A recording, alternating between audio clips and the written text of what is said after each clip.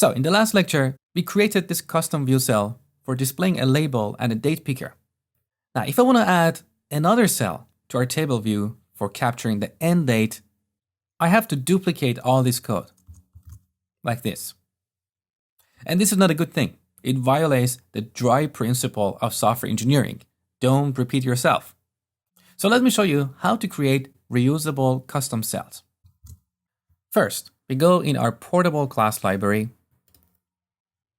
add a new folder, and call this extensions. So I'm going to put anything that is reusable inside this folder. Now, right-click the folder, add new file. I'm going to add a content page with XAML and call this date cell. Now we need to change the type of this class from content page to view cell. So we change it here, view cell, and here as well. We delete this element. And then in the code behind, we also change the parent of this class, view cell. Now we go back to our main page and select the content of this view cell, cut, and then paste it into our XAML file, like this. Now we can reuse this in different places. So let's try it. I'm going to go back in the main page, delete this view cell. So we want to add a date cell like this. But the problem, as you might guess, is that we do not have an element called date cell in Xamarin Forms or in Microsoft XAML. So we need to register our own namespace. So here in the content page element, XML namespace :local CLR-namespace hello world. And now we can prefix this with local :. So this is the replacement for our start date picker. Now I'm going to duplicate this. Let's run the application and see what happens. So our custom cell is rendered properly, but the problem we have here is that the label is fixed because we hard-coded it in our XAML file. So ideally, we want to make this dynamic. So on main page, we want to be able to set the label here, starts and ends, like this. How do we do this? Conceptually, label should be a property of date cell class.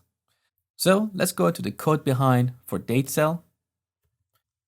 Here we add a property called label getSet. And now we go in the XAML file for date cell. Instead of hard coding this text here, we want to replace this with a binding expression. So binding to label property of this class. And that means we should set the binding context to this object itself. So we don't have to set the source here. We simply reference the target property. So one more time, we go in the code behind and set binding context to this. And now in our XAML file, we can easily bind various properties of various elements to properties of this class. Now let's run the application and see what happens. The label for our view cell disappeared. But why? If you want to consume a property of a class in XAML, we need what we call a bindable property. So this label property we have defined here is just a standard C# or CLR property. It's not a bindable property as Xamarin defines it. A bindable property builds on top of a CLR property. And I'm going to show you how to create one in a second. Now, just to clarify something, any of the properties we have set here, like this label property of entry cell, this is a bindable property. So we need to create a bindable property that we can consume in XAML. How do we do it? Let's go back to our code behind. Instead of using an automatic property, we need to fully implement a property, but we also need a backing field. This backing field is different from the backend field you probably are thinking of. Let me show you what I mean. So we define a public, static, read-only field of type bindable property. That's the requirement. So this bindable property is a class in Xamarin Forms that represents a property that we can bind to. It provides a consistent way to bind to properties in XAML or set their default values or implement validation for them. So this is part of what we call bindable infrastructure. Now, let's give it a name. By convention, the name of this field should be the name of the property you want to target, in this case label, with the suffix property. Okay? Now we need to initialize this field because we have declared this as read-only. So, equals, we use bindable property class dot create method. So this is a static factory method for creating a bindable property object.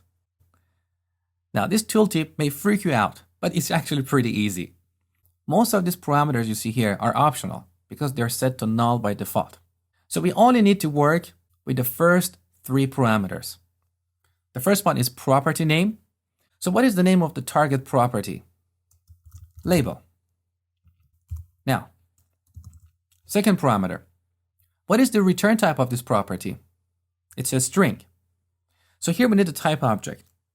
Type of string.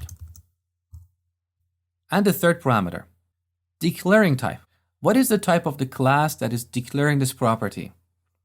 It's our date cell class. So again, type of date cell. Now, we need to fully implement this label property. So instead of the automatic get set, we need to implement a getter. Here we return. We have a method that is available in our view cell called getValue. Look at the signature of this method. It takes a bindable property and returns an object. So as the argument to this method, I'm going to reference the field that we created, which is label property. Now, because the return value is object, and here we want to return a string, we need to explicitly cast this. Now, for the setter, we're going to use another method that is available in our view cell class, setValue. The first parameter is bindable property, in this case, label property. And the second parameter is the value. So we use the value keyword. So if you want to implement bindable properties, you need to follow this architecture. Whether you like it or not, you cannot do anything about it. This is the idea of Xamarin Forms developers. Now, to help you better understand what's going on here, let me show you something. I'm going to search for Xamarin Forms label class. Let's have a look here. If you scroll down, under public fields, let's take a look at this field called text property, which is a bindable property. So this is the backend field for the text property of the label. And that's why in XAML, we can set the text attribute of the label element like this.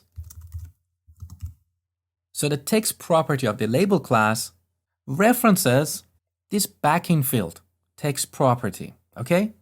So all these properties you see here follow the same pattern. Now let's go to the top.